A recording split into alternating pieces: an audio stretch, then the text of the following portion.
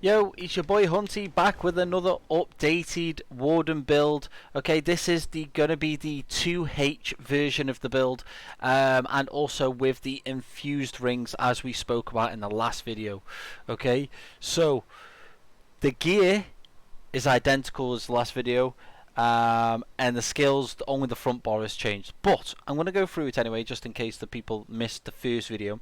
I'm going to quickly brush through it. So this is for no CP and no PROC, by the way, ladies and gents. So if you do desire to see a CP PROC build, then please comment below, and I can easily fix that. No pressure, no problem whatsoever. So let's go straight into it. Inventory. Let's go straight into the gear. Okay, front bar Spriggans. We're going with the 2H sword, sharpened. Back bar we're running with Pariah. And then monster sets we're running one Magma Incarnate for the 2-piece recovery, and then we're running Baron Frisk, I believe that's how you say it, with again the double recovery, 1-piece double recovery, which is awesome. We're running Pariah heavy chest. Make sure you're always running a heavy reinforced chest. Again, I'm still saving up for transmit crystals. Always make sure on every single class, every single build you do in PvP, your chest is a heavy reinforced. It doesn't matter whether you want to go all light, max damage, whatever. Heavy reinforced chest will give you the best value and bang for your buck. Okay, moving on. Okay, you can see the rest of the PCs. Then we are 1-piece trainee on the feet. Okay, and yeah, that is basically just to give us that 1-piece maximum health. Then we have the Pariah necklace, infused weapon damage, and we have the Pariah infused ring, also weapon damage. And then we're going with the Mark and Majesty, which is infused. Now you could swap this to stam regen, you could swap this to weapon damage, so even more weapon damage, but I'm running the magic recovery because I use Arctic Gust very aggressively and quite a lot, so I love the magic recovery on this build. But if you are running in a good decent amount, decent sized group, then you could drop this for weapon damage, and then get even more damage from this build. Okay, that is the gear. Let's go into the consumables quickly. We are using the smoked bear hunch. Pretty expensive, but it is well worth it. We are a vampire as well, quickly to note, and also I'm using tri-pots again because it's going to give us them tri-recoveries, which is just phenomenal on this build. Okay, let's go into, we are using the Warrior Munderstone again for the more weapon damage, and we make sure you're always stage 3 vampire, always maintaining that. Okay, on top of that, I am a dark elf. Okay, I would say best in slot as Orc, but I'm a Dark Elf because I like to switch between magic and stamina variants and also hybrid variants. So Dark Elf just sort of sits in there nicely for me. But it certainly isn't the best in slot. I would say Orc would give you that movement speed and maximum damage potential. So yeah, if you do have an Orc Warden, you're winning. Okay, and then we'll just go to the attributes. We're going 51 health, 10 into stamina, and then just 3 into magic, just to give us like that nice rounded stats, a good stat pool, and on all 3 stats basically.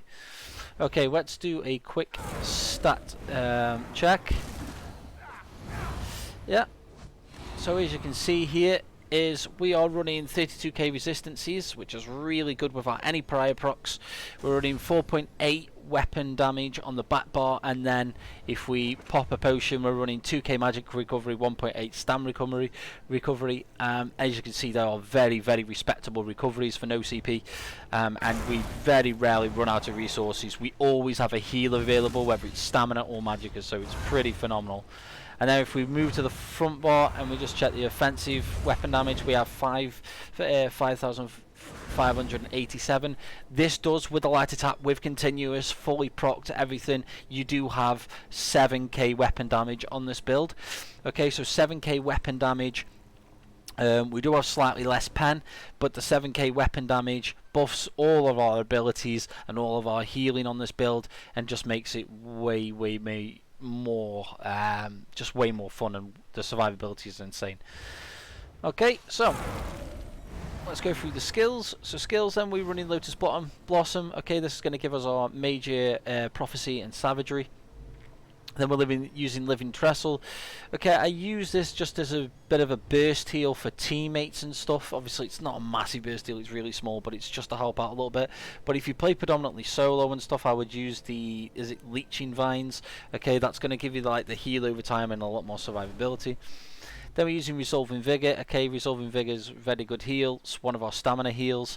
Okay, and also going to give us that minor resolve, increasing our physical and spell resistance. Icy Fortress, this is going to give us our major resolve, increasing physical and spell resistance, and then it's going to give us minor protection, reducing our damage taken by 5% for 30 seconds, which is pretty fucking awesome. This skill gives you a lot. Then we got the Betting Etch, which is going to give us a cleanse every 5 seconds, and also going to be constantly giving us stamina back. Also giving us major brutality and major sorcery, increasing our weapon and spell damage by 20%. So it's a must-have ability. Healing Trinket. Okay, Healing Trinket is a very cheap ultimate. You can pretty much almost spam this thing. It's awesome, and if you stay within it, you know, you're pretty much unkillable while in the trinket.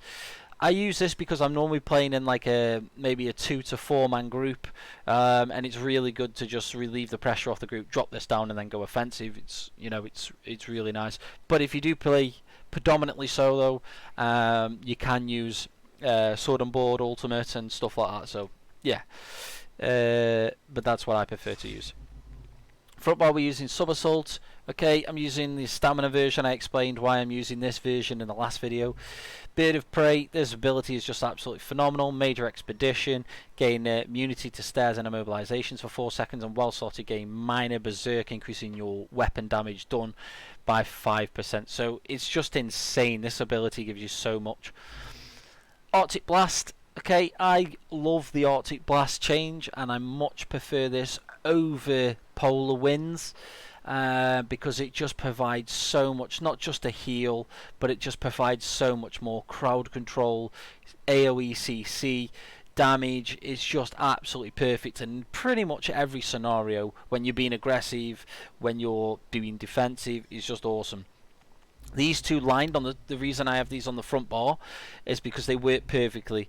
If you're pushing an enemy, what you do is you cast your Birds of Prey to get that speed buff and the snare immunity. You push towards the group, and then as you hit the group, you press your Arctic Blast. It will freeze them in where they stand, and then you ulti dump them. Boom, gone. Sleepy time for big lads.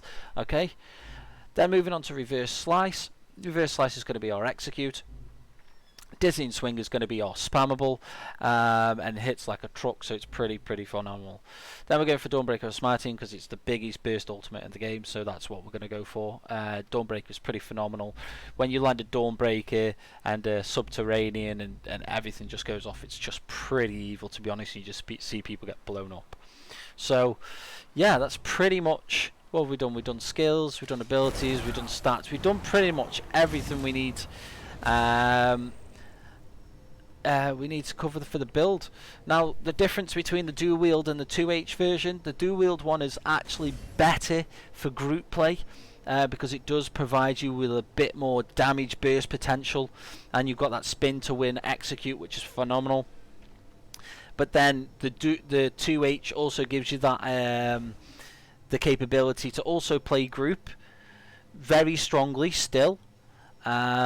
But it also gives you that capability, if you bump into that individual one-on-one or whatnot, you're not necessarily useless. You can also kill them with a 2H, and with a dual wield, when you try and 1v1 someone with dual wield, it's kind of lackluster because you don't really have a decent spammable. You can spam birds on them, but it's not necessarily that effective. So the 2H variant is a lot better for myself as a solo small scale player, because the 2H again allows me to just handle whoever comes in front of me. So that's pretty much it. If I have missed anything, please comment below, and if I have helped you out, that's awesome. That's all I want to do, and I'm trying to revitalize the channel, so please make sure you like and subscribe. That'd be awesome. And yeah, thank you very much. Peace out.